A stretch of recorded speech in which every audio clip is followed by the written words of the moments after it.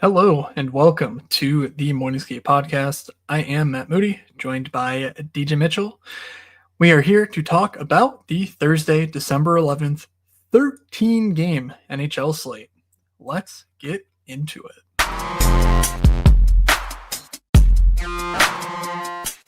You're saying they're looking like an idiot. Well, is that any different than normal? This is the first time I will admit was unbelievably wrong. How's it going, DJ? Not too bad. I'm over Tilt Fest Tuesday. Although it really I won I min cashed. I didn't win.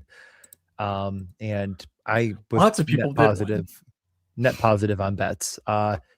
All four of our stacks were in some way good. Except I guess kind of Philly too. Like that wasn't really the magic sauce, but if you just played what Matt said, or if you played what Matt said with Ottawa 1, you won all the money. Matt, what did you play? I played Philly 2, which did not go too what well. I said, and I ended up swapping off of. Because also Tampa wasn't honestly what was weird was Tampa was not like they didn't really make any noise despite scoring 6 goals. Like Kucherov scored, like Radish scored twice. He was a guy who was in play, but he didn't do anything else besides those 2 goals. So if you Tampa was played definitely the right Buffalo with Tampa, you could have got away with it. Sure, I mean, you wouldn't have won the slate. The winner was what? Who was the player? Well, I mean, depends on what contest, because there basically were a lot of players that scored between like 20 and 30. Like, I don't think there was a player who scored above 30, but there were a lot of options. The one that most people, I think, at the top had was Stone Dahlin. With the 3-3-3 was won by Slufa with Josh Norrison. Post locks, scratch, like absolutely insane stuff. He had it with Ottawa 1. So Ottawa 1, I think, was more popular, so they were more clumped at the top. But at the price the Sabres were, they were really sort of the key with Josh Stone putting up, I think, 28. I feel like we had a good podcast. Yeah, I mean, like I was all over Audible 1, and I was like, it's gonna be so funny when they're fucking chalk tomorrow. Like I sniff it out again.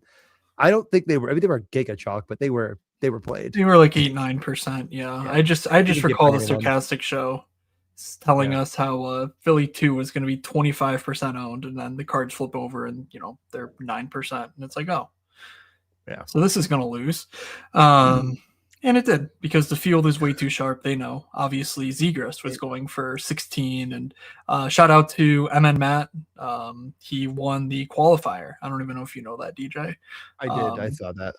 You saw it. I liked it in the Discord. I'm not a jerk. I like when he does well. Yeah, why did I even say that? Oh, that's right. He played Philly 3. Kate's ring. My boy. I think Kate's Brink and Drysdale it was. And then he played the Alpha Winnipeg Dallas game stack with Winnipeg top line, Morrissey, and J-Rob. Like just absolutely sick shit. From our friend, the player I most want to emulate in the DFS lobby, certainly, with that 1% owned sweetness, actually taking him to the top. I can get the 1% owned sweetness. Just doesn't get there. So yeah. Tonight's a different night. Yeah, it's a night with a lot smaller contest because I guess the thing that pisses me off is it's 10K to first, the $20 contest. 1,764 entries. This shit's gonna fill by fucking 3 p.m. Eastern, and it's just I do not understand. Like the people that are playing football are probably also playing hockey. I'm not saying all the people playing football are playing hockey, but the people playing hockey are playing. Like, it doesn't matter. I do not understand why they size this down so fucking much on Thursdays. It makes me so angry, but whatever. They're not here to appease me. They're here to probably, get into the futures business and try to take people's money another way. But we will try to win you money, and we can transition right into the 13-game slate unless there's anything else you want to cover. Yeah, no, there's not even a NBA slate at 7 tomorrow. So it's going to be full by 4:00. It's unbelievable. I mean that. Yeah, I would put the over-under at 330. Like, it's whatever. Anyways, let's gamble on that future. Let's put that market up, DraftKings. When will our stupid fucking too small contest fill? You're listening out there. Fix it and stop it. Now, we have 13 games. We have a sheet of rainbowness, I believe, that Matt's feverishly clicking to find. We start in really the capital of Ohio, a city shrouded in hockey, in Columbus, in Ottawa, and a good one. Does Ottawa get the ownership again? Looks like a good game. We got Tampa and New Jersey. New Jersey falling off the face of the earth. Looks like a pretty solid one out there. Anaheim and the Islanders. I mean, does it get any better than that? Pace to the moon and back, goals galore. The Islanders, fun times. We sadly have Vegas and Philly, a much lower pace game, but I mean, Philly 3 just won a slate. Vegas heroics forcing overtime. I think they lost in a shootout. We have Montreal, Pittsburgh. I mean, 6.5. What are you going to do about it? Fight someone. We have the Macklin Celebrities against the Austin Matthews. I mean, is Austin Matthews going to kick a chalk? Who's to say? Carolina. Can I just cut you off when you said fight someone? That was super prescient because it seems like Ryan Reeves draws back in for San Jose. The classic Ryan revenge Reeves spot. Revenge narrative. Thank you. Carolina and Washington are going to play. There's Ethan Frank on the top power play in Washington. There's Jordan Staal on the top power play in Carolina. They're really trying hard to be as boring as fucking possible. Dallas, Minnesota, right? Yeah. I don't know. That's a game. You can play it if you want. Doesn't look great. St. Louis is playing Nashville, even though you have them playing Nashville playing Montreal. That's fine. You're allowed to make mistakes. In a battle of who is actually the worst team in the West. It's not me. It's one of them. Boston plays Winnipeg in a game that has Pasternak and Kyle Connor. I mean, those are two players that are fun and they score goals. Detroit back-to-back against Edmonton. Are we all going to play Edmonton again? Is Connor McDavid going to continue to score every single night multiple times and win me and Matt a bunch of money with some future bets we placed at the beginning of the year? I hope so. Florida back-to-back against Colorado. Nathan McKinnon finally had a bad game. Is he due? Question mark, exclamation point. Probably. And finally, we have Vancouver. They play somebody. And you know what? Since they won last game, I'll even say their name. They play the Josh Norrises. I mean, Buffalo Sabres. My bad. Sorry, everyone. Josh Stones, actually. There you go. That's all the games. Matt, anything to say? Yeah, I think that was a mistake. I think you were really eager to start talking, so you just read the words on the screen, and I don't think we should ever do that again. I don't know how to read, so that couldn't have been it. Yeah, there are 13 games, though, so that certainly contributes to it. You will notice on the YouTube, which, by the way, if you are on the podcast feed, there are visuals accompanied, or there's a visual accompanied to this podcast on DJ's YouTube channel at NHL DJ on YouTube, that we're getting to the part of the year where the schedules are just going crazy. So the expected goals numbers are going crazy. Coaches are not having a fun time trying to get their teams to play defense. Everyone's tired. Everyone's on a back-to-back. It's, 3 games in 4 nights, 4 games in 6 nights, all over the place. So keep that in mind. It's not totally translating to like super green or blue in this case in the Corsies, like the true just raw shot attempts. But there was a time like a few weeks ago we looked and it was, red across the board. And now we're getting some more green, especially, but also some more blue in here. And that's just a general temperature check on the NHL. And I think that will continue as the schedule continues to progressively get worse and worse as we approach the Christmas break. And then we come out and obviously leading up to the Olympics, it'll be a goddamn nightmare too for these teams. Ranks. Now, Tom is making a really good point here in the chat. And by the way, if you're not watching on YouTube live, fuck you. Do that next time. Tom says, which organization is more cursed between Buffalo and Vancouver? And honestly, I had this conversation today at work. Someone was saying like, oh, I think we play Vancouver. Like, got to win that one. And I'm like, it's really sad when a Buffalo Sabres fan's like, you can't lose to Vancouver. And I'm like, that's bad news. Like, you really don't want to. And I like, where would you rather be hopelessly in love with the Sabres or hopelessly in love with the Vancouver Canucks, Matt? I don't know, but I got to just throw this anecdote out there. I'm going to Nashville tomorrow for my dad's birthday on Friday and my little family Christmas thing. And my dad lives, 8 minutes from the Nashville airport. And staying downtown though in a hotel. So he goes, oh, I'll pick you up. And whatever. And I go, well, no, that's not necessary. Like, I was like, please don't do that. Like, you're off. Like, don't go driving around for an hour because I need a ride. Stay home and watch the Sabres Vancouver game instead. It starts at the time that I land, whatever. So just do that. And he's like, I'll come pick you up. And I'm like, you know what? You're right. So I'd rather, we will be gallivanting around Nashville instead of so watching the start of that game. That one Sabres win, and I'm like trying to do the math. I'm like, what do they need to do to get back in the mix? But like, I don't shut up. They're not making the playoffs. They need to beat Calgary again and again and again, but they can't. They gave up 7 goals at a time to Calgary. So money was it Money Puck or Puck something? The other one, they had him at like still 41% to make the playoffs or something absolutely obscene. I can send you the tweet. It's like, dude, take out the second mortgage, put it on Sabres, make the playoffs. I'm in. Okay, let's get to the slate though, or I will talk more. Of course, we will get there. GA, don't you worry. Earmuffs for the children. Yes, of course. No more swearing. Got to think of the children gambling on hockey in this anybody space. Think of Kelshi the children or whatever? It's Cheddar. Cheddar's the one that the kids can gamble on. You idiot. Oh, okay. Got it. It's the TikTok of sports betting. Have you not heard? I literally have not heard of that. No. I have, and I don't use it, and I don't condone it. Now, Ottawa does have to play hockey tomorrow.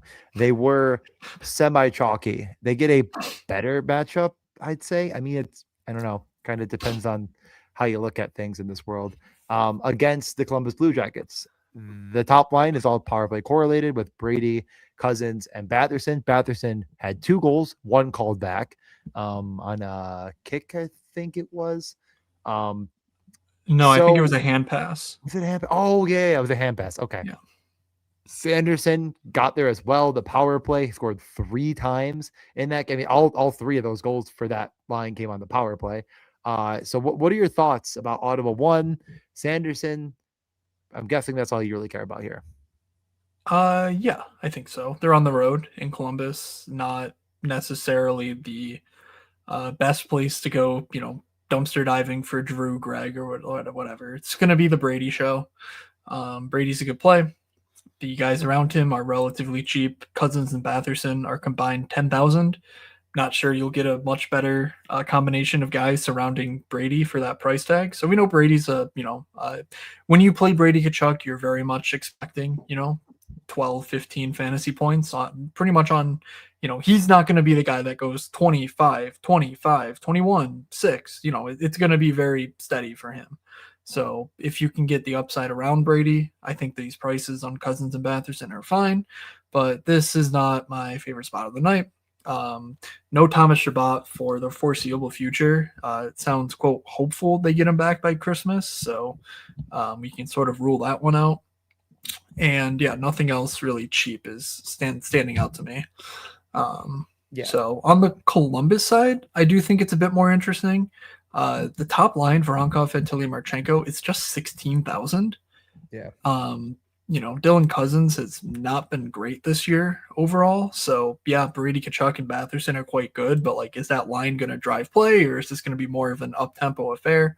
I sort of lean toward the former there, and they're just tied to Zach Werenski. So Werenski's 7,900, but obviously, even that 4-man stack is not nearly as expensive as it has been in the past. So 6K Kirill Marchenko, DJ. I feel like I don't need to sell you too hard on that.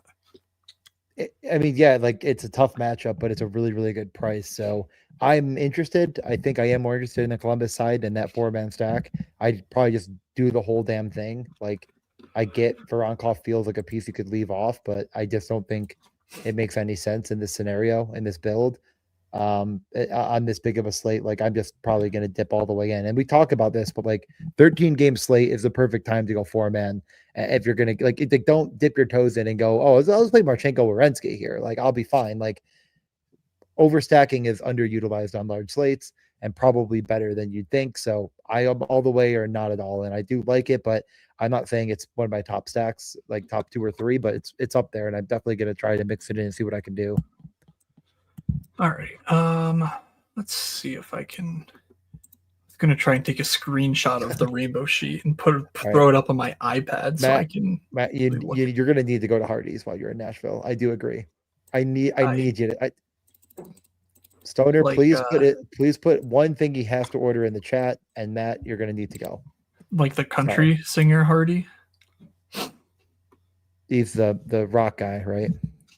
I kind of Wait in the Truck right? Is I think the song I know by him. Okay, well, Gunther scored. That should help. Hey, I like that. Look Anyways, at that. Airdropping. All right. Cool. Now I have all my screens good to go. Next up we have Tampa heading into New Jersey.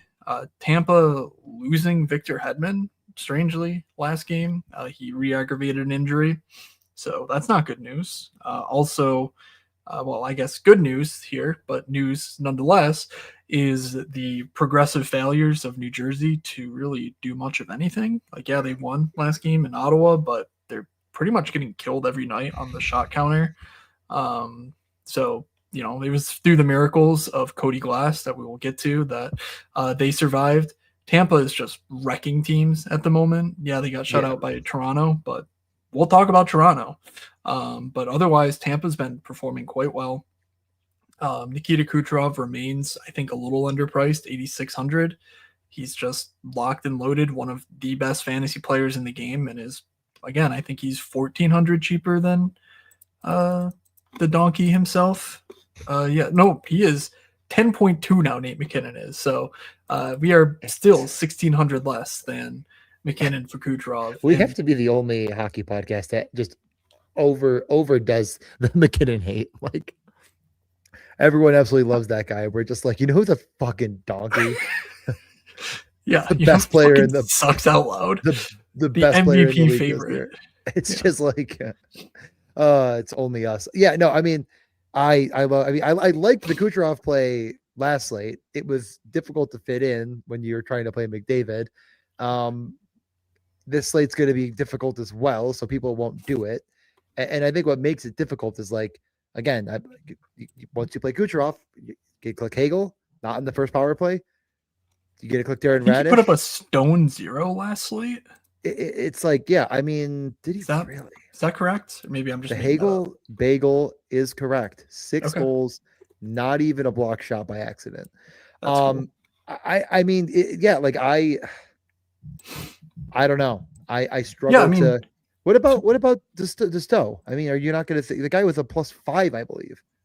I mean, he was. The problem with Victor Hedman back was that Destow was not on the power play, but now he should be. So 5 shots, 2,800 and a goal.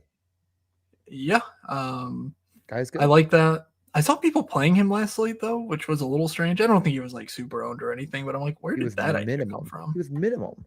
Yeah, I know, but he didn't have a power play role. Like, at what point on a 10-game slate are we just like playing dudes because they have a cool name? Like, I don't know. I love the guy. I've talked about him. But like, check if you're playing him. They see you're not. They click the button. They win all the money. You know what? That is a great point. Thank you. Thank you for confirming. And oh shit, that Bedard play was crazy. Okay. Well, it's a 5.5 minus 135.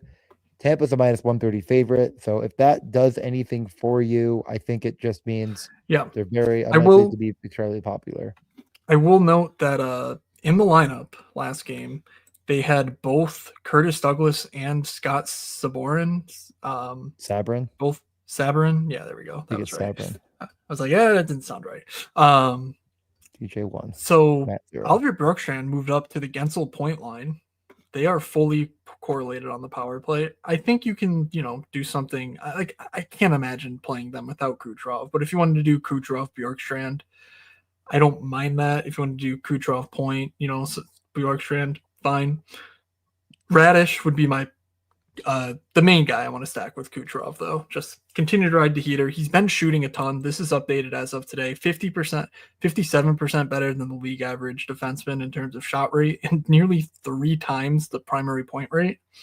Like, yeah, he's on a heater, but he's a shooter, and he's 4,600, and the role is going to continue to be great without Victor Hedman now for the foreseeable future. 20 points. Like 20 points in 24 games. Yeah, that power play role is quite lucrative if as long as you're not washed like Victor Hedman, apparently. He was like a scratch last year, was he not? He was a scratch this year, DJ. Start the year? What do you start? What is okay? I'm so confused. And like, how do they get away with it? Like Buffalo, it's like, oh, we have 5 first overall picks on our blue line, Quinn and we Powers have sucks fucking out loud. Destow, Lilberg, Uh, Moser, Radish, Crozier. yeah, That's Crozier. it. Yeah. Doesn't Hey, matter. Nothing matters. We're all gonna die anyways. I need to move on before I cry. all Let's right. talk about the Devils. I That hope. explains it. Destow Yeah, is on I thought it. DFO's Power Play 1 graphic. Obviously. Okay. Yeah, there was talk on the PDO cast that JJ Mosier was like playing like a top 5 player by, I think it was like Evolving Hockey Wars, one of those fancy stats sites, and it was just like, oh yeah, he's been fucking nuking, but obviously he's not a Why fantasy wouldn't he? guy, so Why it doesn't wouldn't really he? matter. What? Why wouldn't he? Why can't the Sabres get anything to go their way? Why do other teams have success? Let's talk about the Devils. Well, you see, DJ, when you trade for defensemen from the Utah Mammoth, it always works out, and they don't just immediately get hurt and then get hurt again. Can we please talk about the Devils before I cry? Timo, I Heischer, hate the Sabres. Nason, Bratt, Mercer, Palat is what they rolled out last game. So we were wrong in guessing what they were going to do if they went back to the nonsense here. But the stars of the show, Arseny Gritsuk, Cody Glass, Connor Brown, they scored, I think, all 3 goals before someone, Nemec or someone, iced it. In any case, we're looking at that line super cheap, 8,300. They are playing really well right now. Gritsuk especially is in one-off play territory. If you really want to play, McKinnon and friends, that full line stack is an option. They're just getting a lot of love right now, and they're really performing well, and I like them. So that's that. Simone Nemec on the top power play. What are your New Jersey thoughts, DJ? I don't have many. I mean, I'm not gonna Deb's not gonna click the buttons here against Tampa. It's just Tampa's gonna continue to get away with it, and I'm not gonna do it, especially with the. Honestly, I don't even know if it's actually worse to play Timo Heischer than it was when Bratt was there. Like, it just makes it easier to not click that button, but it's really all I'm interested in. Yep. Simone Nemec is fine, like you're saying. Like, he's obviously in play, but I don't know. It kind of feels a little fancy play syndrome. Like, he's still going to get like 18 to 20 minutes. It feels like on the point. You could go all the way in, or I'm not one-offing Nemec, but I say that now. But tomorrow, if I have 3,300, I might. Yeah, Timo is a really good play. 6,100. This guy was 7,400 against Vegas less than a week ago.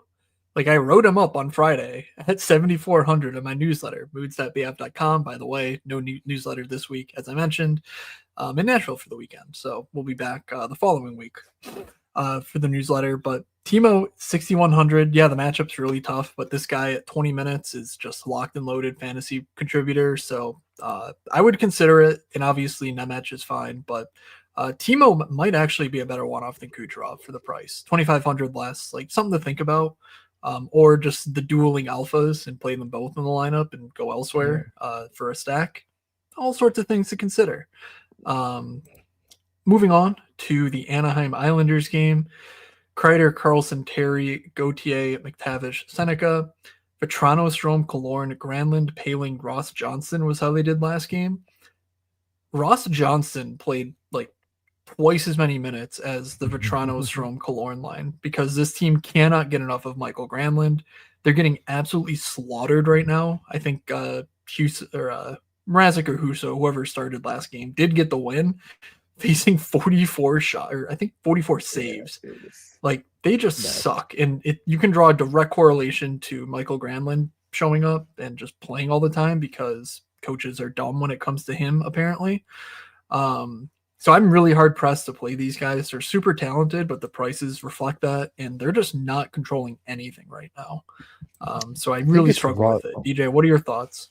I think it's a Ross Johnson revenge narrative. No, it is. Did he not? I mean, I don't see why we're even beating around the bush here. Now, I mean, the real answer here is Seneca, McTavish, good Carter Gauthier. Like, Seneca's just very underpriced in my opinion at 3,700. It's come up a little bit, but it's well deserved. I mean, he's nuking, so it's not like it's going to get completely overlooked. But 6 points in his last 3 games and 13 shots on goal. Like, I don't think people are going to not see the game logs, but I don't really see myself looking anywhere else. The top line's probably fine, but I think the end of the day here is, this team is much more boring now than they were, and I think that trend's going to continue. So, I'd probably sit this one out to be honest, but I know where I'd go if I was gonna. Yeah, I'm willing to listen to the second line just for the price of 14.6K. But there's no top power play guy there with Granlund. Like the minutes, again, it just kind of sucks. Like they're priced as if they're playing in a Granlund free environment, and there's 12 other games to look at. So yeah, of course, Anaheim's in play. They are instant DFS friendliness, but I think my interest comes in more on the Islander side. So getting over to them, Heineman, Horvat, Shabanov, just stopping there because we talked about Shabanov having sort of like a flimsy role and whatever else. Like the Islanders were leading for the good part of this game, and that line was playing well. And Shabanov played 20 minutes, top power play, 3,100. Like he continues to produce. I think you can keep biting at that apple. So Horvat's at a good price, 6,500. He's been one of the better players all year in the league. He's 54% better than the league average forward at generating fantasy points. Like that is pretty elite stuff rates wise, and he plays 22 minutes a night. So you can't really beat it in my opinion. But any interest down the lineup, Pajot, Barzal, Lee, Duclair, Richie, Holmstrom were the middle 6 last game. I mean, I think it's the top line. I think you kind of hinted at it. Shabanov is playing a ton of minutes. He's still too cheap. I mean, it's a guy that people play because of the role, but it hasn't been priced accordingly. Like the shot rates haven't been fantastic, but he profiles to be a lot better than he's been. So you think it's going to get there at some point. And like you watch the games and he's shooting. Maybe it's just catching up to the defenseman being in the way in the NHL comparatively to where he came from. But I like that top line a good bit. Bo Horvat feels like the piece you kind of got to have if you're gonna do it. Heineman can definitely score efficiently. Just one of the more elite shots probably in the league. It's just not a player that can produce on his own. And Horvat's just been everything you'd want and more. So I think it's the top line or nothing. I'm okay with Matthew Schaefer, but I'm also okay leaving him off. Like 5,500 is pretty prohibitive, but the shots and blocks are worthy. Like, is this not just kind of Mo Seider? It kind of feels like we're getting into that territory with Matthew Schaefer with probably more upside. Like if he continues to stand in front of pucks and play these minutes, I don't see a reason against it. I just also I worry about this is a really pretty affordable stack to afford something else. I worry that I end up not getting to him in that build, but that's kind of where I'm at. They're at home. So what did they do last game? They played that Shabanov line with Schaefer almost exclusively. Like, could not have been more. You know what? Can you share? Actually, it's actually one of the more unbelievable. Like Shabanov, Horvat, Heineman, the darkest, largest red, played every single 5-on-5 minute. It seems like, and then Barzal, Pajot, Lee were with Peleg and D'Angelo, like just infinitely. So if you're playing Schaefer with anyone, I think I know which one it is. Yeah, I wonder how much of a matchup specific thing that was for Jack Eichel, because maybe right? because it was Barzal for the majority of the last long stretch. So that is curious. Eichel, I don't know. Eichel was almost blanketed entirely by the Schaefer Horvat. That's sort of what I'm thinking. But I don't know. Because we've had a decent stretch of Barzal being the main guy with Schaefer. But if that holds, I certainly think that makes me like Horvat even more. So that doesn't sway me one way or the other, I gotta say. But yeah, hopefully that sticks for our Horvat Shabanov bags. Otherwise, I mentioned Anthony Duclair. He's on the top power play as well. It doesn't seem like there's any guys returning from injury here. Just obviously, we already got Pajot back. He didn't take the power play job, so it seems like Duclair's sticking. He's been pretty good since he got that role. I know a lot of this was in one game where he had like a shit ton of shots, so a little bit of grain of salt. But 10.64 expected fantasy points per game in those 4 games since I think it was when Druin went down, but basically when Palmieri got hurt and Druin got hurt, there's just a minutes vacuum, and Duclair really has stepped up to fill it, minutes and role wise. And then Shabanov, you're probably finding someone there. But Andersley as well, 4,100 is an option if you like Barzell. All a little too cheap for their roles. Pajot, no thank you. He kind of just is a guy, and he will play minutes and maybe make Barzell shoot more. But let's just get to Vegas Philly. Yep. This game relatively boring. I think Philly is doing exactly what they want to do. They look pretty good. Obviously tilting to play Philly. They win 4-1 and I lose, but it happens. So in this spot, Barbashev, Eichel, Bowman did stick last game, even when they were trailing. They did like a couple shifts with Mark Stone, but right back to it with Bowman. Sissima played him, obviously 13 minutes, blocks, bonus, and a point because Sissima. Marner, Howden, Stone, Dorofeyev, Hurdle, Sod. I don't expect any changes here. Any interest in Vegas from you? I pretty much always have interest in Vegas, and the prices have continued to crater. It's a really tough matchup, but Dorofeyev at 4,500, Marner at 5,300. Eichel is pretty price prohibitive. Hurdle's been awesome. Like, I get why you go to it here. I feel like Dorofeyev Hurdle will be somewhat popular, and it's kind of the angle I want to take. But I still think I try to find a way to get Jack Eichel in. Like, if they get there, Jack Eichel's just going to be involved in some capacity, if not the capacity of obviously. Like, as time goes on and Matt was, eventually Matt's going to be proven right. Like, I like to mess with him, but like Bowman only saw 13 minutes. Yeah, the 5-on-5 line stuck together, but Eichel played 24 and Bowman played 13. So there's 11 minutes of lag time there.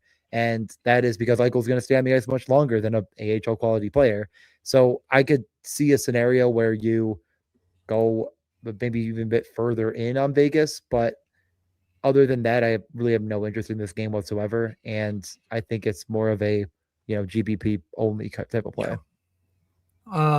Yeah, for sure. I struck while the iron was hot, guaranteeing a Mitch Marner goal last slate. So I don't think I'll be going back to that well. 3 for 4? No, Natas didn't score. We were 2 for 4. Alardi, no goal. Natas, no goal. Marner, Mantha goals. On the Philly side, Konechny, Dvorak, Zegras, Michkov, Couturier, Tippett, Brink, Cates, Gwerbenkin. The fourth line doesn't play, so that just funnels minutes upward. I was trying to figure it out. Cam York just not. Is he hurt? Is that the situation? Because he practiced. Okay, yeah, here we go. He was doubtful for. Yeah, he hasn't played for a few games, I guess. So that's why Ty Murchison suited up. I saw York was back at practice. He was with Igor Zamula. So, like, if they take out both Murchison and Juleson, like, that's something. But if these two guys play, I don't think they're going to play much. So that makes Sealer, Sanheim, Andre, especially. Sealer's not getting power play time. I can confirm you of that. Really? That I think that's pretty interesting for the defenseman here, but I can't see myself playing. Now he's 4,500, Michkov. Like, in this matchup, like, why? Like Zegras 5,500, Tippett 5,100. Like, why are they getting more expensive? I don't know. So I like to play them when they're 3,500, please. But not in this matchup, not for me. But the defensemen, I think, are good plays if they're getting 24 minutes of projection, and Melandre can get 21 minutes of projection and still be good at 2,700. Completely agree. Have nothing to add. Not playing Philly. Great. Like the defenseman for punts. We can move over to a much more. You must be Sissima Stoner. Thank you for hanging out with us. That would be so funny if it's just like someone that loves eating, munchies and smoking weed, and he's just absolutely like, you're just paying for all of those Hardee's meals because he's actually secretly deep down system. Let's get to the next game though. It's a much more exciting game. Vegas and Philly 5.5. We get to the 6.5. We get to the Montreal Pittsburgh home favorites at not at Montreal. Obviously, I just said they're home favorites against Montreal in a Sidney Crosby future revenge narrative game, but not yet. Question mark, exclamation point. Ratings to the moon as I say that. This is an interesting game. There's a lot of players that are out. If you just kind of go to utility in this game and scroll around, it's just tons of IR. Now, some of these players are very, very important. Some of them are less important. The less important players, though, could lead to more minutes for the good ones. And on the Pittsburgh side, the important players are leading to more minutes for guys that maybe seem less important. Now last game, I was very in on shot props for Pittsburgh. I was rewarded handsomely. I did not think it was possible to end up in such a good shape. I don't think they're going to have 45 shots again, but this team is playing well. On the other side, Montreal is much more of an efficiency-based team with a top line all power play correlated yet again. So Matt, no, I actually don't think so. We didn't see power plays. They could not be, but I don't know. They practiced today. Bolduc, Suzuki, Caulfield once again. Slavkovsky, Kapanen, and Demidov. So pretty much just redid their entire lineup. Why the fuck Why don't they just put Bolduc on the other side and play not? Never mind. Go on. Words, DJ. Words. I was trying to think through what their power play should be, but they called up Owen Beck, and I think this is supposed to be Brendan Gallagher. I don't know. They practiced. I saw it. Doesn't matter because the top six is all I really cared about. They basically just traded a winger on every line and called up Owen Beck. So there you go. No changes defensively. Lane Hudson 5K. The matchup's brutal for these guys. Pittsburgh has been pretty solid at both ends of the ice. I don't really know what to make of it. Is Dan Muse the greatest coach to ever live? Possibly. But the prices on Montreal are not too shabby. 4K Slavkovsky, especially playing alongside Demidov, is interesting. Bolduc 3,300 alongside Suzuki Caulfield, also interesting. Caulfield and Suzuki have actually been doing things like they're shooting and creating shot attempts and scoring, so that's nice. They got murdered last game, so changes came, but I think we still know where the main pieces are here. Not disinterested, especially relative to the rainbow sheet, which just doesn't want this at all. But certainly, not at the top of my list. DJ, do you want to talk about your god, Ben Kindle? I do. In reality, it's kind of like it's the exact opposite effect. Where I'm Montreal, there's a couple pieces down the lineup that are at least of note, but really is the top line or nothing here on this slate. And I do like that top line more than I have been. Like you're saying, they're actually doing stuff now and not getting rewarded, which might be a factor of itself. Maybe like the fact they're not doing anything, they're not scoring at will is making them trail in games and making them have to push the tempo and the pace more. And this is a game that I wouldn't mind kind of maybe not overstacking entirely, but getting pieces of, like just playing Suzuki Caulfield. And then on the other side, looking at Kindle, Rucker McGroarty, like stuff like that. McGroarty, not on either power play and really not getting enough minutes to make you feel good. But man, at some point that feels like it's going to change. I think it's acclimated to the lineup. And you want to be right on that when it does happen. 5 shots on goal last game. I don't think that's a fluke. Like he does have that kind of pedigree. And I do think it'll continue. Kindle, top power play, like 4K feels like, okay, well, he's coming up in price, but he deserves it. He has 3 shot bonuses in the past 5 games. And that just is because he is that type of player. Like that's the type of player he probably projects to be if the role is going to increase. He's shooting on that top power play. So I like the punts here, and I don't think they're going to get overlooked with what I've just said. These are 2 guys that obviously are shooting a lot, and Koivunen is not a shooter. You don't really need to include him, but a very good playmaker that can help set them up. So I like both sides of this game for different reasons, and we'll probably be looking back to this game for shots again. Okay. Anything to add? I don't have anything to add. Like the Malkin situation is strange. He was like, actually, did he go on IR? Is that what happened? I'm almost positive he did. Okay, so then I guess that rules him out. But like, we still don't really know what the case is with him. Yeah, on IR. Okay, cool. So I know he'd been great too. It sucks. yeah, like hopefully he comes back as soon as the IR stint ends. But yeah, who I knows? mean, Um, so like yeah, Mantha also looked great. I mean, the it's third line just like yeah. didn't play as much as you would think, given how well they played, and like Tommy Novak's on the top line, and he's on a bit of a streak, but like, is that gonna last? Like, it all just feels like a house of cards here. But I you don't. know, is a 13 game slate the spot where you go, oh well, Montreal is going to be the one to kind of pull the card and have everything collapse? Like, Do you want to know what line gave up 3 goals against Anaheim? was it the Sid line?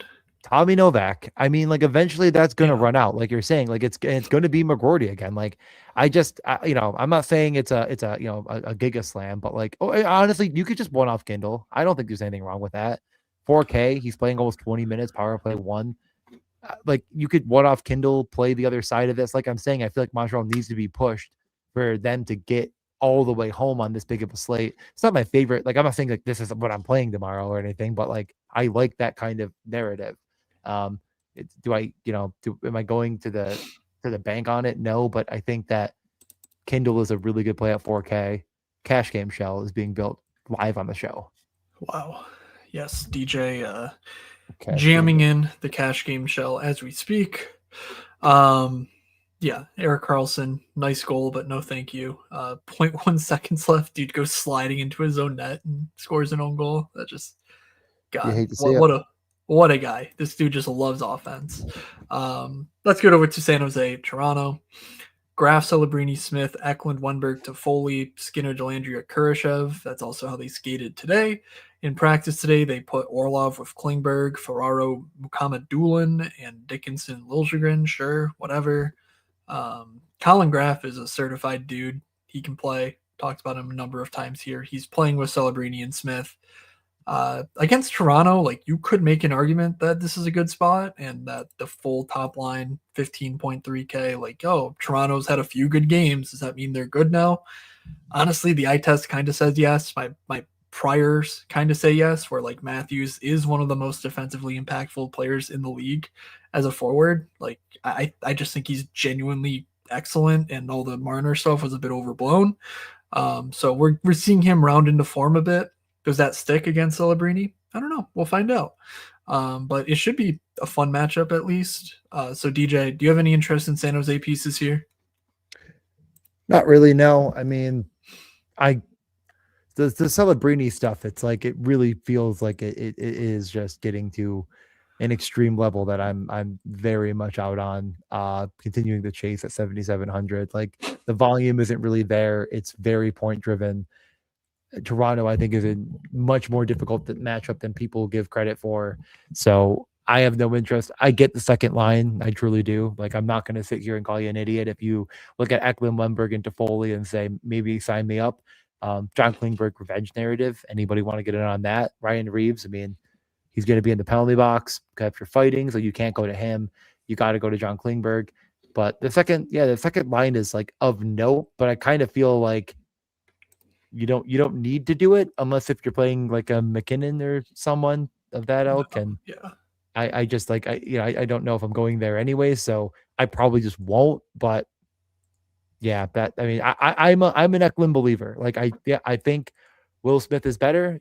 I've said it again. I'll say it more times, but I am an Eklund believer. So I think he could at least get to Foley to being somewhat valuable, even though as of late he's been completely useless. So I don't know. Tough sell.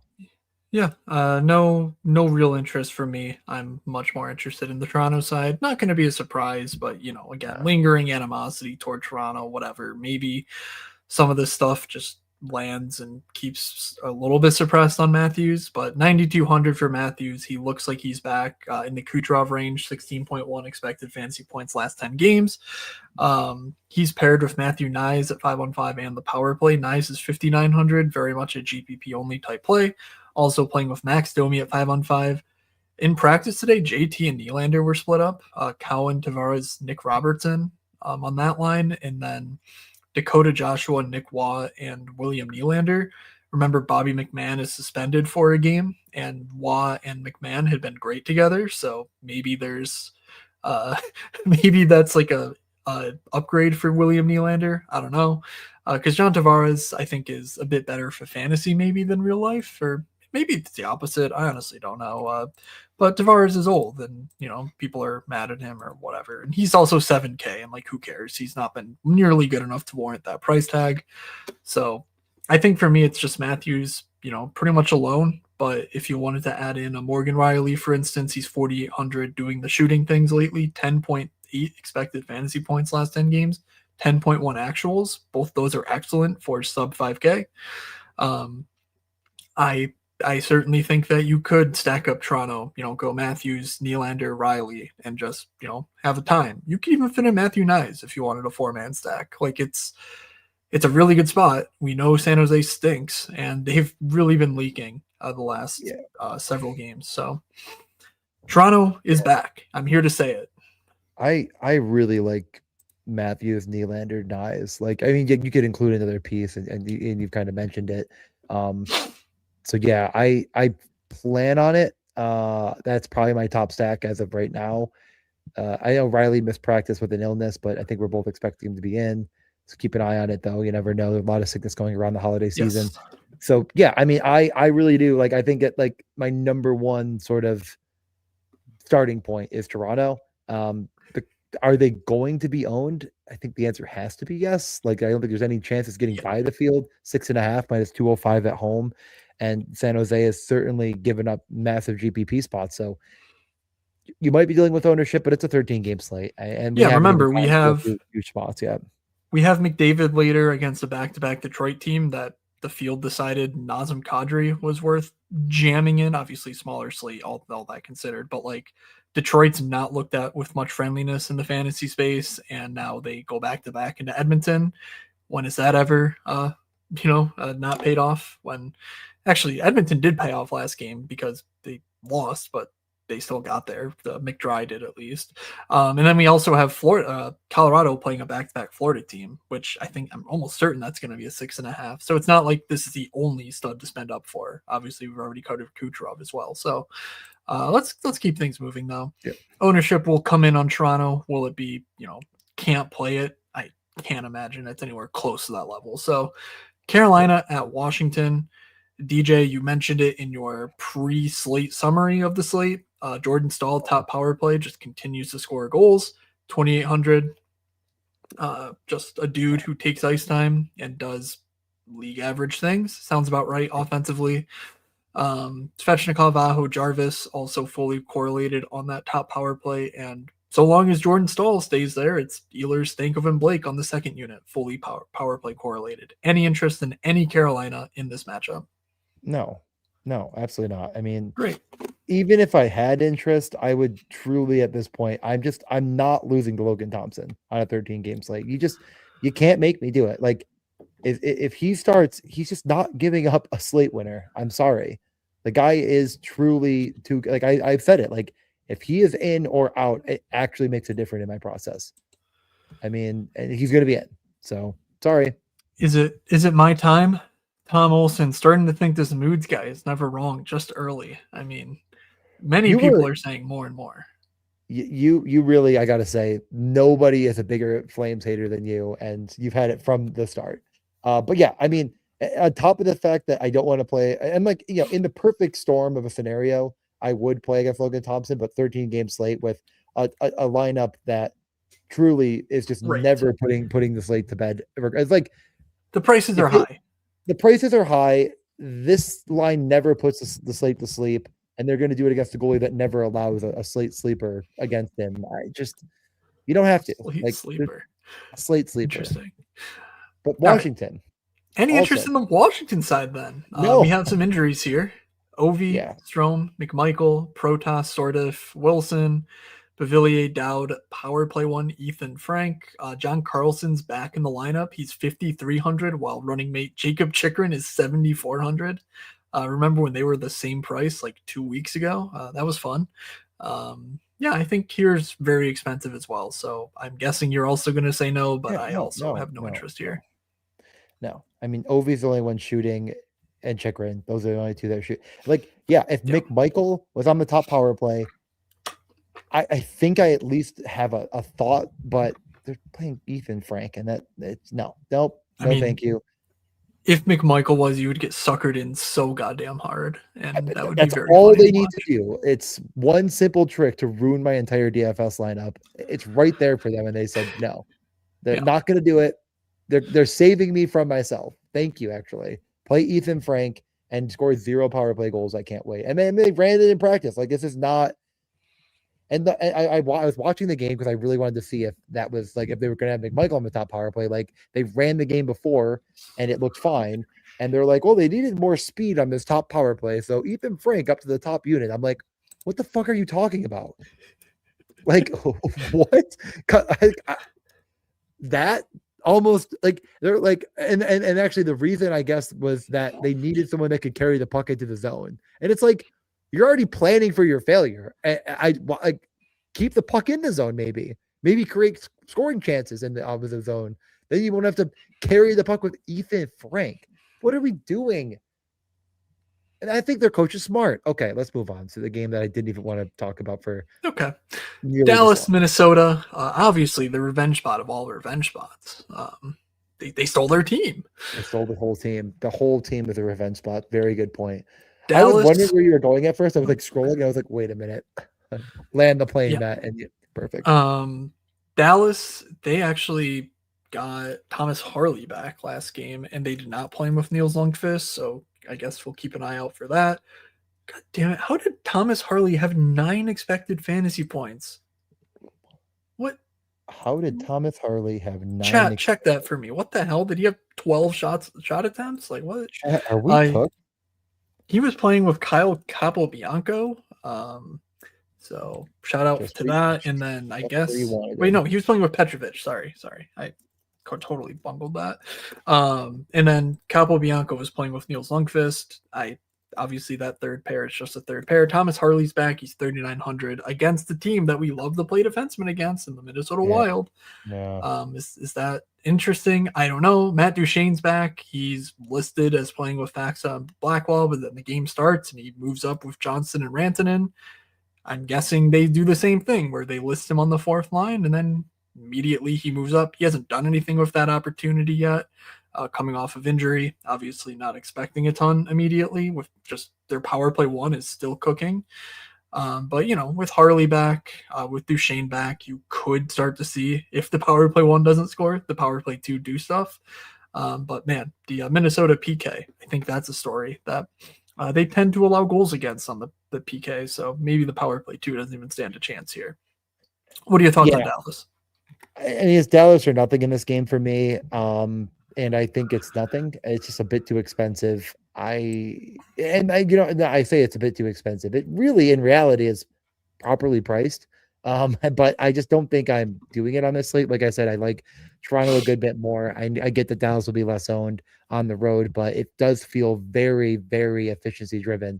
And if there's one team that's, I just, again, don't really want it. Like, you just don't need to stack against this Wild team that is good defensively. I mean, I get that there's some injuries here that could change that narrative around them, but it's not just the goaltending being otherworldly right now. Like, the defense is a big part of that. Like, the best goalie in the world on the Buffalo Sabres would be worse than these goalies on minutes. Like, this defensive unit is very good, and it's going to have to all come through the power play, and I'm just not going to stack that way. Yeah. You didn't happen to look up Thomas Harley, did you? Look up what exactly? I can do it. Just like what he did last game that warrants this in 9 expected fantasy points. Like, I'm wondering if I screwed something up or something. He had 4 shot attempts. He had 1 shot on goal. He had 0 blocks. I don't really get it. 4 shot attempts. 0.6 expected goals somehow. He had 0.6 expected. So I don't know what that was. Gotta be it. Yeah, I mean, it just had probably just a fluke, a rebound opportunity or something silly that didn't go in. Yeah. So there you go. Nothing crazy in his first game back, but 3,900 certainly worth keeping in the mix. But I'm probably just waiting to see it. myself, unless I'm playing the turbo slate or something, which I will be flying, so I don't think I will be. Minnesota dealing with injuries. Matt Zuccarello left last game. The only quote we had is he's doing okay. I'm thinking that means he's out. What that meant was Tarasenko moved up with Yurov and Kaprizov, and Tarasenko moved up to the top power play. So that's 2,900 for a pretty decent spot. Kaprizov is, of course, quite good. Matt Boldy is 1,000 less, also amazing. Joel Eriksson Ek, a bit less so. They moved Brock Faber to the top power play last game. They were winning, so there's a chance that Zeev Buium is the guy there, but that they've bounced that around so often that who knows, who cares anymore. They could go 11-7. They tried that last game, so that would be noteworthy for the forwards, especially given the injuries and whatnot. So keep an eye out for it. It's not a great spot though. Obviously, facing Dallas is tough. Even though they give up opportunities, they don't really give up a ton of goals, and that's just something that they've been doing for a while now. And I don't know if this Minnesota team's really going to break it. So sure, Kaprizov, Boldy if you want, but not. There's really no cheap guys that I'm over the moon to play. And I feel like there's a lot of cheap guys elsewhere that make studs more palatable on this slate. Yeah, I wish I had one of those confetti things you twist and say congratulations to the Brock Faber slappies. It's your turn, but you finally got him right where you want him. No, thank you. Agreed. A lot of ambiguity there. Not doing it. Here's another game that there's a lot of players that are playing hockey that are very cheap because both teams have been atrocious. Do you want to say something about Thomas Harley before I continue my rampage? Nope, go ahead. I was just thinking. Yep. I was trying to think through how that even happens, how they differentiate so much. Well, you think about that. I'm going to talk about the two teams in St. Louis and Nashville. The most expensive player in this game is 6,200. That's shared by Forsberg and Yossi. And then 5,400 is your next guy in Thomas Harley. Of course, there's no Jordan Kyrou. So there's a lot of very cheap options. There's a lot of punts. There's a lot of guys in very good situations. Now, Nashville is coming off of a miracle win, we'll call it. I mean, obviously, I'm joking a little bit, where they defeated Colorado in a shootout. They gave up 42 shots against. UC Saros stands on his head, says, I am valuable. You should trade for me. I'm pretty sure he said that directly after the game. St. Louis lost in Boston. Really just leaky defensively, leaky in net. They're just not good. I mean, and a big part of it, I think, is just at this point, the forwards are very decimated. Down the lineup is pretty weak in every capacity. The bottom two lines are just not NHL quality lines. I mean, the top line is good. The second line is useful. And then the third and fourth are deplorable. So all of that kind of leads me to Nashville being in play. All of it leads me to say, yeah, you could play Holloway. You could as a one-off, but I don't think I'm going there myself on this big of a slate. But that's about all I'm interested in here. Anything you want to discuss? No, I Robbie Fabry's now back in the lineup. He's not on the slate or whatever, but he got an AHL tryout and now he's here. They signed Dylan Dubé to an AHL deal. They're trying to find bottom six guys to overcome this injury plague, and Dylan Holloway's fine against Nashville. You're certainly not going to tell him. I'm not going to tell you don't do it. 4,600, but man, after seeing what Nashville did to Colorado and then consulting the rainbow chart, it's a tough sell, I think, just given all the options on this slate. And given, even if it's a St. Louis night, I don't know whether it's, Dvorsky Suter or Thomas Buchnevich or Holloway Shen that do the damage. So don't really care much about this spot. Let's get over to Nashville, where at least they're cheaper. 4K Stamkos, 3,700 Marchessault, 3,500 Evangelista is the primary guy here. That has not gotten to the masses, Evangelista especially. So his production, 10.6 expected, last 10 games, 9.6 actuals. Excellent stuff for just 3,500. He would be my top play in this game by far. Nick Blankenberg has cooled off a bit, but still looks fairly good over the balance of the season for 2,800, just given the minutes he's playing and given the rates he has. And congratulations to Brady Shea, who somehow scored his first goal of the night that was tipped by his teammate. Just they never credited it to McCarron, so I guess I'm wrong and he didn't tip it. But my God, it sure looks like he tipped it. So he got his first of the season. So Brady Shea on a bender? Question mark. Exclamation point, really, in my opinion. They did go 11-7 as you're showing. I kind of expect that to happen again, and that left quite a bit of opportunity for Forsberg, Stamkos, Evangelista, ROR, sadly Howla, Marchessault. Like that top six saw so much run, and I think that will continue. I have no issue going to Evangelista. I have no issue going to Roman Yossi.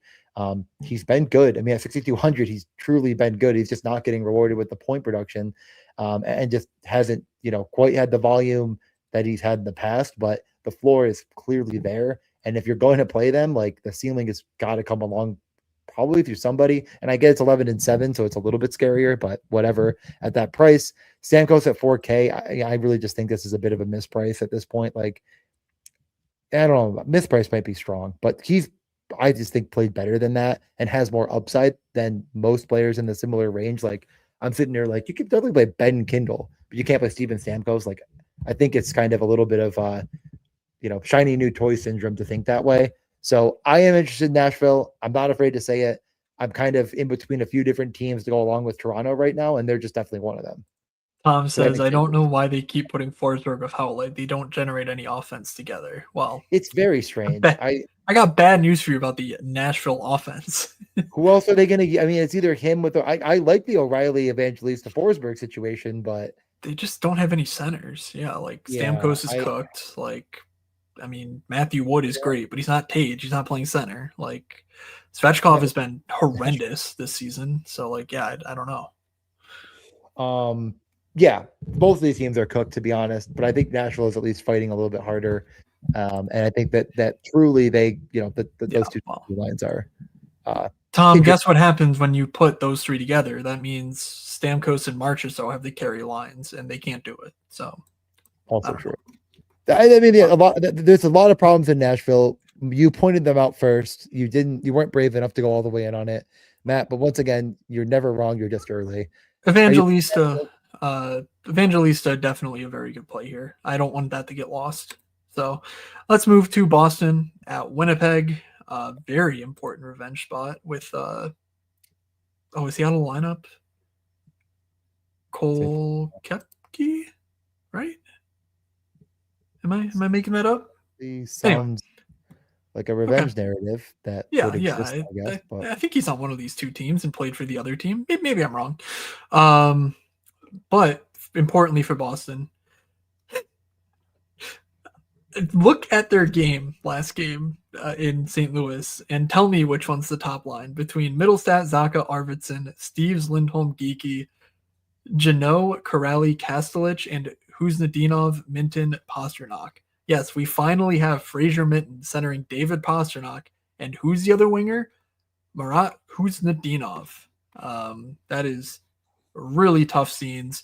They all played across the board between 14 and 16 minutes last game. Just spectacular stuff from Sturm. Marco Sturm. There we go. I was like, not Nico. Yeah, they won. So, hey, it's all great. Pasa's 8,400. I have no idea if that roll sticks. That's really tough to overcome if it does. Charlie McAvoy should return. He did the same thing Pasta did last practice where Pasta led the stretch and then he immediately returned. McAvoy was talked about as he would return. He led the stretch today. Therefore, I project him in. He's 4,500. We were playing Hampus up to like 3,900. McAvoy's a better player than Hampus. So the matchup's kind of tough, but also is Winnipeg good? Maybe not. So I think McAvoy's certainly a player I would be playing if I wanted to play Pasternak. But man, I'm a little bit concerned about that usage last game. Yeah, I mean it's Fraser. And they couldn't find a way to get Minton power play time either. So it's like, you're good enough to center David Pasternak, but you're not good enough to supplant Alex Steves or Kuznetsov on our top power play. Like, okay, cool. Well, the top power play was Zacha, Lindholm, Geeky, Pasta. So second power play there. But yeah, that's what I'm saying. Even second power play. The issue is exactly what you just said it was, and then I completely agree with it. I still think, like, I don't think I've ever looked at a player and been like, yeah, you could one off this guy without playing David Pastrnak and probably get away with it. But like at 2,600 Fisherman, you could probably do it. Like all he needs to do is shoot the puck a few times and maybe get an assist. Like Pastrnak needs to have 3 points, and he did do it last slate. Like Pastrnak did have 3 assists, and like kind of gets there in that scenario. Like 23 and a half and 20.8 was like almost enough, but I think that you could actually play him, and I stand by it. I'm probably not going to do it because I'm a coward, and I really don't like this game at all. So I probably won't play the game at all. Like Boston's trying to be as boring as possible and succeeding at it, and on the other side, Winnipeg is whatever this mess is now, where they're just like, actually, Alex Iafallo, you're back on the top line, and it just I don't like this as much, and I really think that a smart person tomorrow could play Winnipeg one and get away with it and win the whole damn slate because I mean, Boston yeah, feels very fraudulent. we just saw Matt do this against Dallas and win all the money. He won a literal $20,000 ticket for $300. So like, yeah, it's hard to say there's not proof of concept here. There is proof of concept. Again, a person smarter and braver than I is going to go out there and they're probably going to win gobs of money that I am too afraid to go after myself. Like the top line is good. Iafallo played 22 minutes because, of course, like why not, right? He goes from the fourth line to the first line, and they're like, never stop playing, just play the whole game. So yeah, I didn't think that was what was going to happen. Iafallo 0 points, 3 shots on goal. But, he was never going to get a point because he's bad. But maybe this time this changes. I don't know. I'm annoyed for some reason. There's nothing else here that is standout. They switched things around a little bit in practice today. Velarde, Nemestikov, Perfetti was the second line. Like, I guess if you want to say like they're 11.4K, they're all on the power play. We think Perfetti's a really good player. He's not been good at all this season coming back from his injury, but historically he's got fantastic rates. Obviously, he lost a power play one job to Iafallo, so that's worth considering. But 5K Velarde, play driver anywhere he goes. Nemestikov 2,800 at center. Like I could squint and see an argument for them. Boston has not been great defensively, but they also get Charlie McAvoy back, so that would help in any case. So not a ton of interest for me there, but I'll think about it as we approach top sacks and guaranteed goals. At least I will try to rattle around for pull out the favorite sack of the night. But let's go to Detroit at Edmonton. I think this is what Detroit rolled out. I honestly didn't check their pregame skate. I did not know the game started at 8:30, so thankfully I did not play anyone from that game. Yeah, thankfully you wouldn't have wanted to play Detroit too. True. I guess regretfully I did not play anyone from this game. It was but Finney, Larkin, Raymond, DeBrincat, Cop, Kane, very expensive. Larkin 7,800, DeBrincat 7,900. A road back to back. I'm not going to sit here and tell you the same thing I did with the Sabres, because I think you're playing Detroit as a priority stack versus the Sabres you could play as more of a secondary. And that to me is the main difference. If you want anything from this game, it's Sider, it's Patrick Kane. It's what we've talked about for the last little while. Patrick Kane shooting a bunch, Sider doing all the stuff except for when I play him, when he does none of the stuff. It's all good and fun. Yeah, no, I mean, don't think I could have said it any better. Edmonton is certainly leaky defensively and can give up quite a. I mean, they just really do not have maybe a single defenseman anymore that is a shutdown guy. It's a big problem for them, and I don't think there's any problem with playing Detroit in a back-to-back because I don't think people will go to it. But I'm also worried that the upside isn't quite as high as you'd like it to be with this configuration. So I'd probably stay away from it because it's just not cheap enough for me to consider. Conversely, I also think Detroit is a bit leaky defensively as well, and kind of getting bailed out by really, really good goaltending. John Gibson has been red hot. He's playing as we speak. He will not be playing tomorrow, and no one else has really been able to carry the water there. So we're probably getting Cam Talbot, who Matt would tell you is a better goalie, but as of late, it's just absolutely not been the case. John Gibson has a 1 shutout. Otherwise, his last games, 889, 895, 808, 808, 815, 882, 789. Syracuse won 3 games in a row. November. Results, process. Okay, John had Gibson one hasn't been good good either. game. Neither have been good. This Detroit team is not that good Jesus defensively. Christ. But you John know Gibson what? is hot. That is peak DJ, just saying the He's first thing that comes to his good mind. looking is what I meant. We're talking. Damn. Do you You not got think me so? there. You You idiots. got me there. You're right. No. But again, like I don't even know if it's really either goaltender being truly bad. Like I think this team is just not that good defensively. And who did he Oh, shut I'm out? sorry, Tom. I refuse to answer that question because it is Tom's favorite team, and they will now be scoring 17 goals against the Sabres if I say it out loud. So the point being is Edmonton interesting. I mean, some people are going to argue, yes. RNH, McDavid, Hyman, 20.3K once again. They both fouled against the Sabres. McDavid did McDavid things. He's McDaviding all over the place It's lately. disgusting, frankly. I'm not one to say that that's a good thing for us. Draisaitl, 1,000 cheaper. He's also been good over this same time frame. He had 7 shots against the Sabres. Just chucking pucks with Podkolzin and Savoy as his wingers. That would make sense because those guys cannot shoot. So if you honestly, it's just McDry. You just chase the points. I think.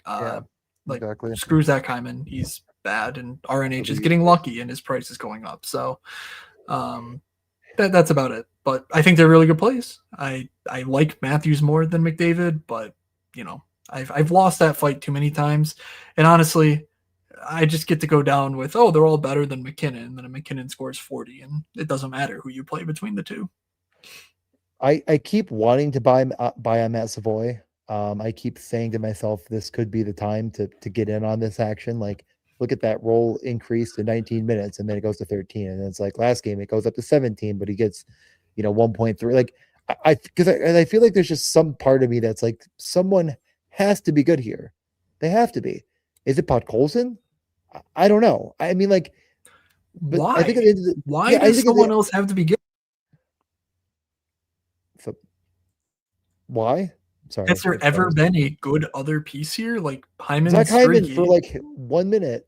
Yeah, and now look at his season to date. He came back from injury and has been dog shit. Like it's not like he's getting unlucky. He's just bad. We have a live studio audience member. Do you want to say anything about Zach Hyman? No. Okay, thank you. She doesn't want to because he's bad. Thank you. And she did clap. Our first ever live studio audience clap. That's not true. That's not true. Many people in St. Bonaventure days would come in for the live audience. Yeah, this is actually very true. I think the moral of the story is you were right from the beginning. McDry or nothing. And I think I'm just as interested in them as Toronto in a different light. I'd like to see what ownership projections look like and then make a decision. So more to come. Florida, back-to-back, Colorado, always and forever getting away with it. Power play, I think this is the only change needed. So for Florida, they're rolling Luosterainen, Lindell, Reinhart, Verhaeghe, Bennett, Marchand. I think Bennett scored twice and Verhaeghe once already in this game, so they're off to a hot start. I did play them, so failures are imminent later on. Sorry, keep going. Samoskevich, Erod, Greer, Seth Jones, 4,500.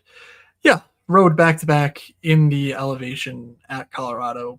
Probably the worst spot you could draw up. The prices still a little high. 17.6K for that fully correlated second line of Verhaeghe, Bennett, Marchand. That of course would be the spot, but yeah, I'm not finding the money for that.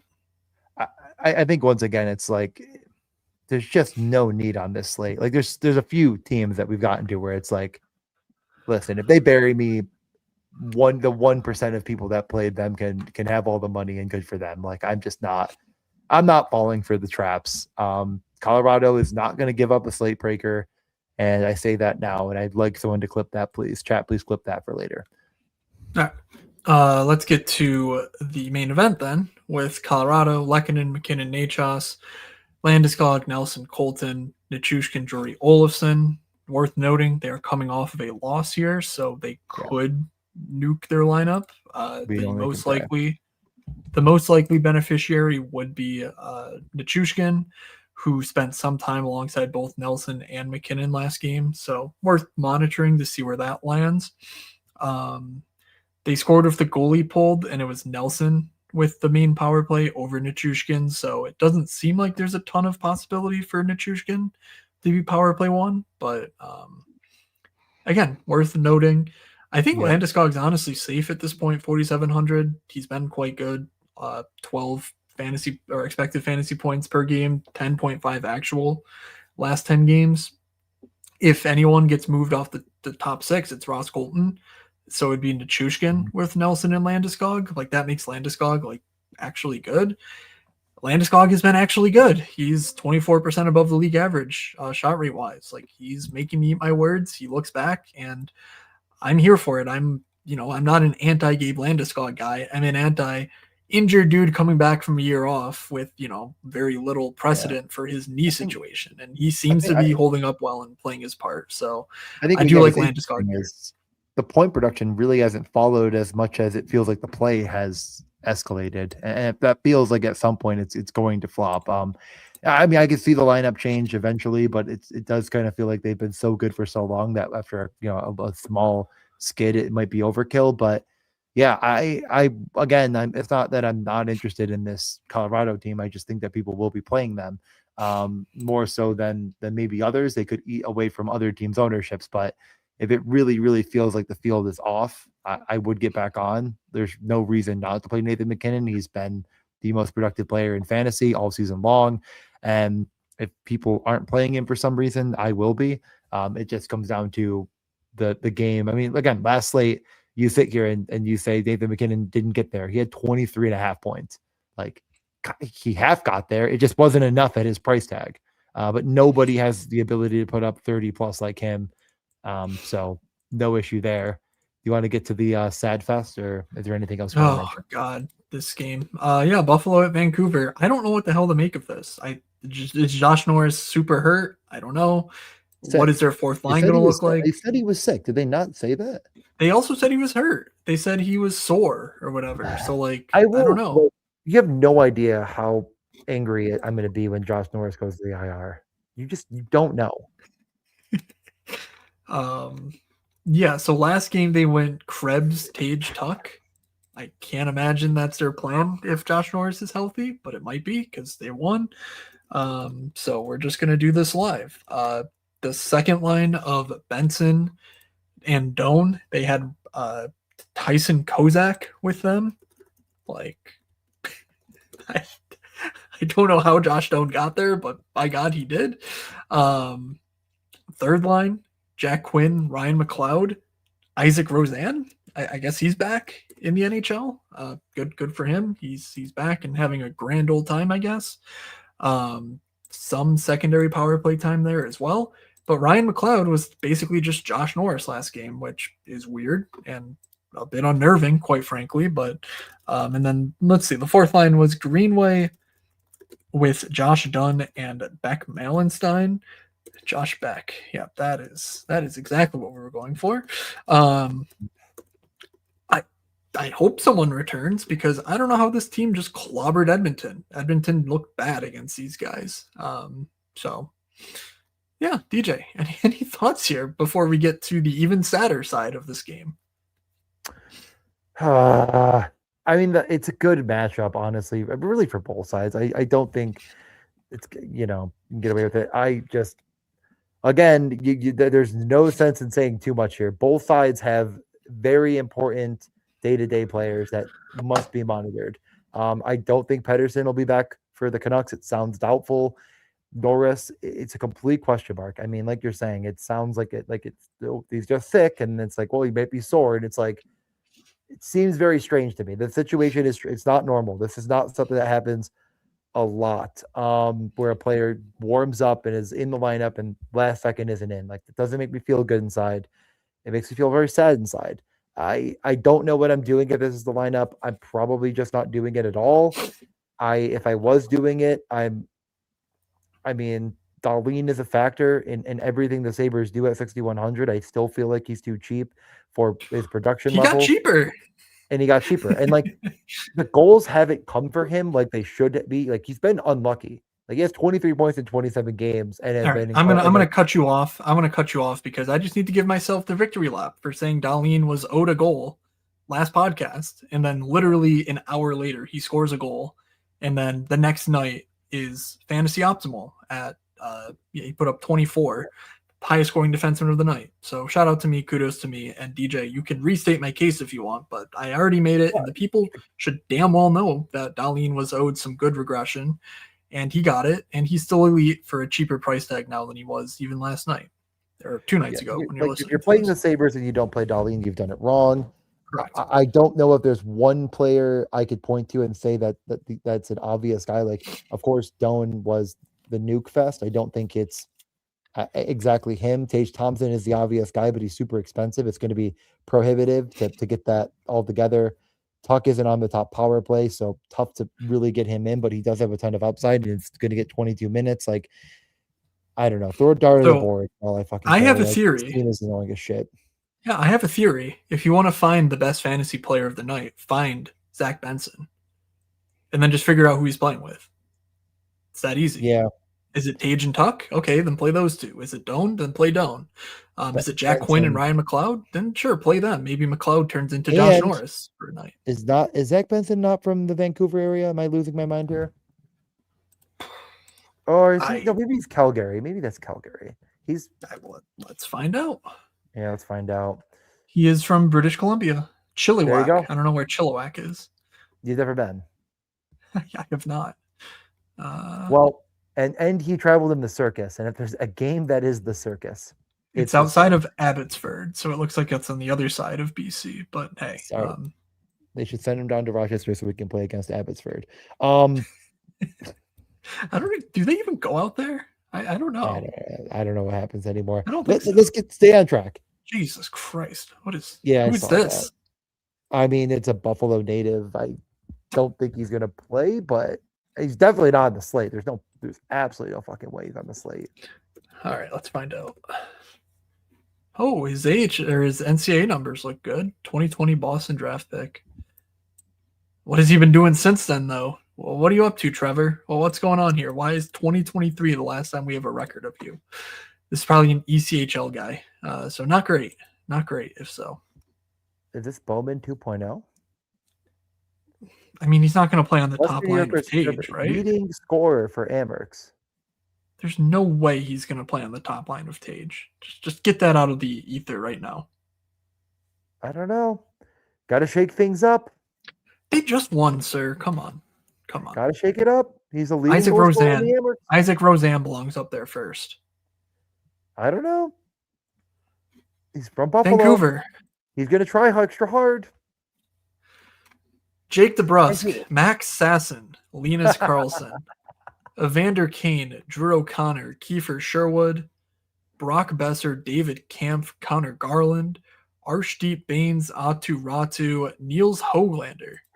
Welcome back, Niels Hoglander, who I think returned on Monday. But yeah, I don't know what the hell the power plays are. You don't either. No one does. No one reports anything besides what Quinn Hughes and Tom Fitzgerald are up to, where they eat breakfast or whatever the hell. And yeah.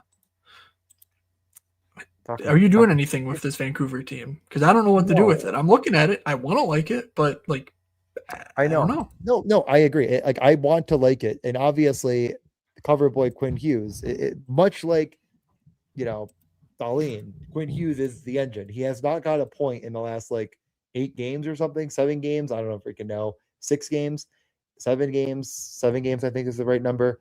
But he's playing Buffalo. So the points are up for grabs.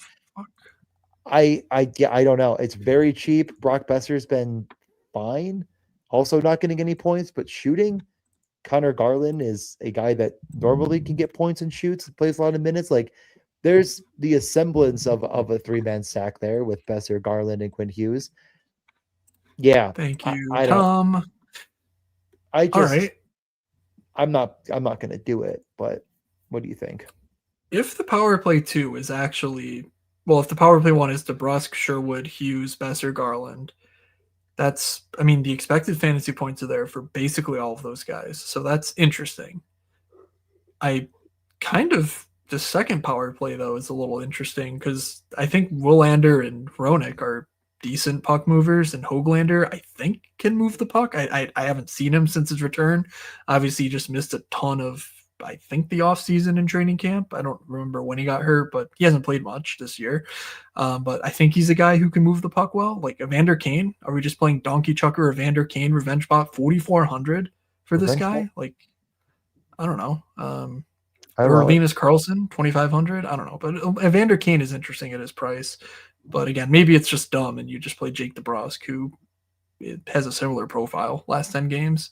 But I don't know. Yeah, I don't know what to do here. Yeah, throw your hands up in the air and scream. I mean, this game sucks. Yeah. But all right, Canucks. All right, Shams has us, and yeah. So what's on the screen would be accurate based on Monday's practice. I wish all the Canucks players good luck in this one because I'm sick of trying to believe in Sabres. They do not. Quinn Hughes is going to play 30 minutes. So if you're playing Vancouver and you don't play Quinn Hughes, you've done it wrong. Yeah, let's get to the top stacks guarantee goals. And God, that was depressing. That was so depressing. The Sabres and Vancouver, you really, I don't think could get worse as far as like the future vibes. Really just vibes is probably like imagine the Sabres, but like they were going to trade Dahlin tomorrow. Like how is it not? It's got to be worse to be Vancouver. That might happen. They're not going to. Come on, they're not going to. But give it a couple more years of this team sucking, and Dahlin's not going to. This is the right now for Vancouver, so they do have. I do agree it's worse, but like the objects in the rearview mirror are closer than they may appear. Like the Sabres could be. The Tage and Dahlin could say, "Go fuck yourself" any day now, and it's just back to zero. Let's talk about anything else in the world. I'd rather talk about fire ants on in my pants than continue to talk about the Sabres' future outlook. So why don't we talk about our top stacks? I like a lot of teams, none of them being the Sabres. And I think what I'm going to do here is give you two cheaper stacks and allow Matt, if you'd like, to take some two of your favorite upper tier stacks, unless if you really like a cheaper or mid tier stack. No, I like your idea. Okay. I will go first then. I think for some cheaper plays, I am going to go to Nashville and I am going to go to Evangelista and Stamkos. Of course, you could throw in a third guy in there. You could throw in a Roman Josi. I don't think Blankenberg is playable anymore in that 11-7 situation. Like he's just not getting the minutes. Like you just can't really do that. But I think that 2-man is totally fine. And, you know, you could play Josi or you could really realistically play Forsberg. And I think you're okay, but probably Josi.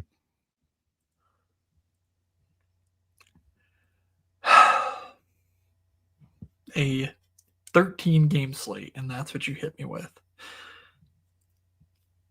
You could go with the upper tier stack now. I'm giving you options. I am allowing the room that you need to be great.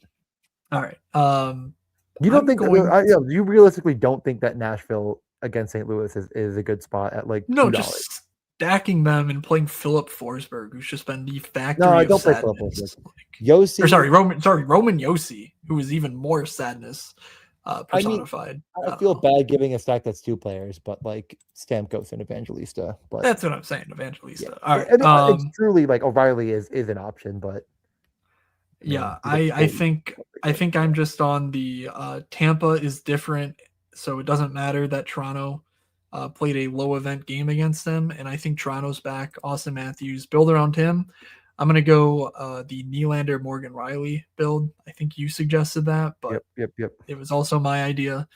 My idea first, and I'm putting my stamp on it. Yours was the 4-man, and I said I really like the 3-man, but I'm fine with Riley as well. But he's like 6, so keep an eye on it. That's you know what?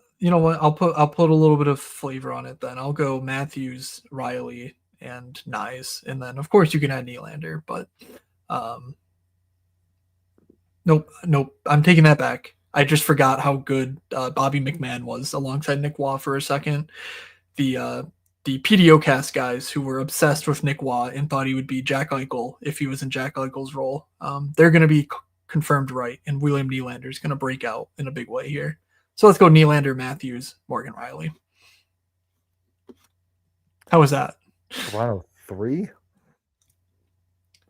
No, 1? just Nylander, Toronto, Matthews, Riley. Toronto 1.8. There we Sure. go. 1.75. You're right. Let's be. So the other cheaper stack that I really liked going back to the beginning, I mean, Bo Horvat isn't cheap, but you give me a little Shabanov and Heineman, and you're really right back on track. I mean, if you only have room for one, I would target 28 or 3,100 Shabanov just with that power play one role. But I could really see both of them, and like Horvat having 3 points, and those two guys getting there totally in range. So I'm going to go Nashville 1 and New York Islanders 1. I think we mentioned it. Like this Anaheim team on paper, when you look up and down the lineup, seems like it should be better defensively than it is, but they're giving big roles to players who are just a bit past their prime and taking them away from the fun, exciting players who can control the puck and actually make things happen in the offensive zone. I don't really understand the change, but let's target it. Is my opinion. All right. I am going to go Dallas here. Did I screw up the order? Is it Dallas at Minnesota? I think that's It is Dallas at Minnesota. okay. I screwed up the order. You did that in order when we went Dallas first. Oh, okay. Maybe I don't know. I don't know. You accidentally moved it. We did Dallas and then we did Minnesota. So okay. You were right in the beginning. Thomas Harley is back. Niels Lundqvist is back. Dallas has not stopped scoring, even without those guys. And now, maybe, just maybe, Thomas Harley was so bad earlier this year because he was just hurt. And he's going back to the Harley of last year, who was instant offense, dynamo in a can. And now it doesn't matter if Muro's on the ice with Johnston or Hintz, those two lines, configurations. They have a puck mover in either direction. So let's play Rupe Hintz, Jason Robertson, Thomas Harley. I have nothing but good things to say about that. Nothing but good things to say. And then on the other side, you have Minnesota looking back at you with Boldy, with Tarasenko, with Kaprizov, obviously. So I think you can make that a game stack. But ultimately, I just think betting on Dallas with Harley back is going to be good to do before we see it, because this is a 5K DFS player. So all right. Guarantee goals? Yeah, I have not realized how many Vancouver players over the past 5 games have just been shooting and getting absolutely zero results. Yeah, that's what happens when John Gibson has a 39 save shutout. Yeah, that's a big. And I think they played Minnesota in there too, right? Yeah, I think they got shut out twice. But just look at the last 5 games and sort by the expected versus actuals, and you'll just see all Vancouver guys. That's also the game they outplayed Colorado and lost. So all that's in their 5 game standpoint. I just a lot of times when I'm looking for these guaranteed goals, I like to just kind of do that quickly to see who is really producing and getting absolutely nothing for it, and because their DK prices are probably dropping and their goal odds are probably dropping when it's not truly reality. One player that also is on this list is Philip Forsberg. Matt, you sure you don't want to go to that well? Guarantee that goal for me? I am quite positive I do not. Coward. I will go with another player that has been underperforming their expected that we talked about at the end here, and I'll go with Gabriel Landeskog. I think that's actually kind of sharp, a sharp thing that you said that I'm going to make my own. He is and I feel like it's kind of one of those things where the one time the whole season he's been unlucky. I mean, remember, this was a guy that scored, they took his first goal back, and everyone was super mad about it. And that was weeks into the season. So I think the entire year he's been unlucky. I think he kind of is rounding into form right now. So I think it's the best time to get in on that action. And I think 4,700. 5K. He's dead 5. Okay. I don't know why I thought 47, whatever. Yep. All 5K right. It is.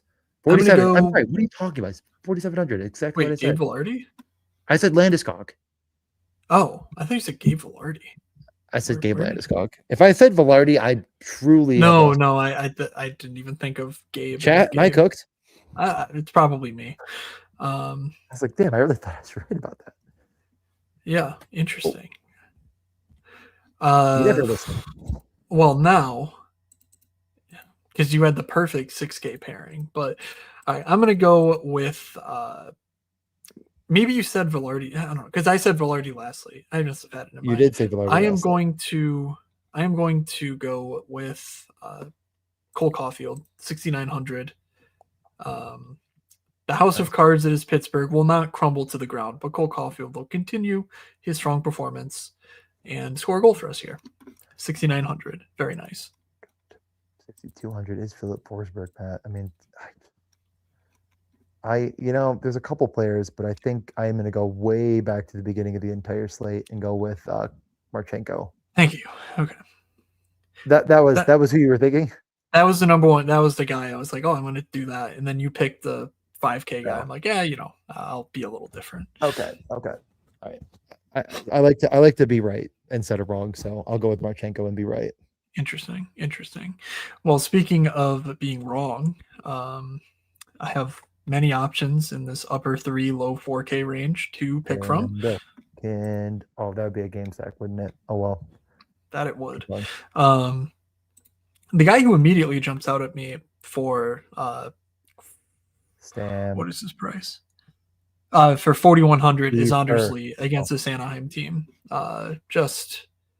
It's tough sledding right now, Anaheim defensively. Why not just take the big rig who just lugs his way to the front of the net and will pound in a rebound against Ville Husso for a guaranteed goal, 4,100, Anders Lee. Yeah, there's a lot of good options, honestly. In that range, I continue to scroll. I'm like, there's actually quite a few cheap players tomorrow. Like, I will definitely be looking in this 4K range quite a bit for some DFS plays and guaranteed goals. And we can close out on that note. So Matt, have you decided on I asked for one thing from Hardee's, and I think we got 47 from DJ and Stoner. Do you have your order? And I mean, that churro milkshake, I feel, is like a must get. I have absolutely no idea what that is even about. So what, Hardee's in Nashville that you're going to? Yeah, I've never been. You're going to Nashville. I don't understand. No. Why would I I'm not understanding why I would go eat there. Because you have to. But it's not a Nashville chain. It's like a entire region. It's like nationwide, isn't it? I don't have one. Do you have one? I don't think so, but it's like the entire South. Oh my God. All right. You know what? I'm not going to argue with you. I'm not going to do it, but I'm going to tell you you're wrong if you don't go there. And if you do go there and you don't take a picture, I'm going to be sad. It's from Franklin, Tennessee. That's where they're headquartered. You absolute idiot.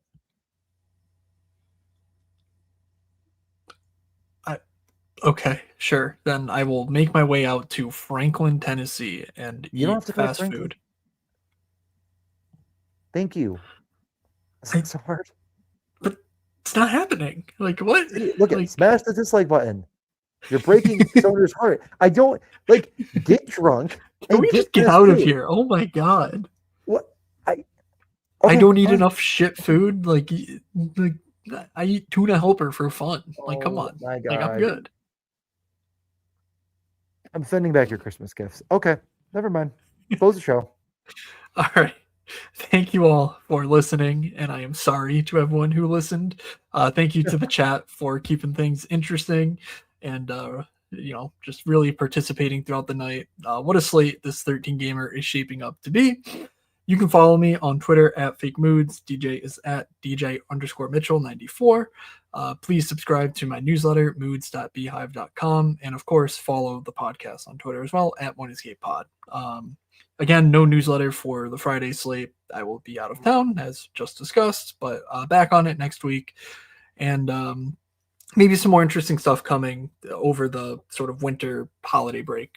Work's been insane, so I haven't really had time to think of other things, but I have some ideas that I would want to cover mid-year, like best balls type stuff and, other just general league thoughts and not only slate stuff. So the newsletter is the best place to follow all of that. DJ screen sharing the Hardee's menu on the screen. So we're really ending it with a bang here. Thank you all for listening. From Doug, from DJ, from myself, have a good Thursday trip to Hardee's, everybody, and we will see you.